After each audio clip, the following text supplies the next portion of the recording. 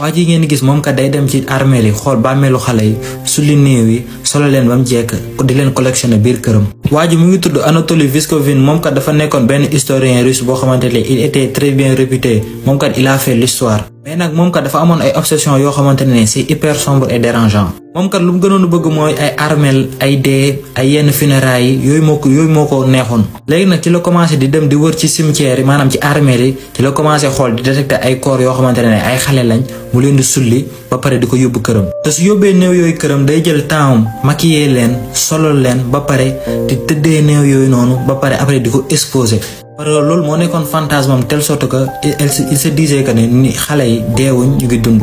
te néew yooyu noonu mu doon exposé da doon wax ak ñoom parce que nee nañ deewuñ dañuy nelaw rek da leen organiser ay anniversaire ay fête lépp la doon organiser. et en 2011 son secret a été découvert par la police et bañ demee këram fekk nañ fa 29 xale yoo xamante ne ay néew lañ yu ñu fekk këram. yoo xamante ne nii da leen doon tëddee di leen di wax ak ñoom di faw ak ñoom. par la suite ci lañ ko arrêté yóbbu ko prison te foofu la passé lu desoon ci dundam gi yépp.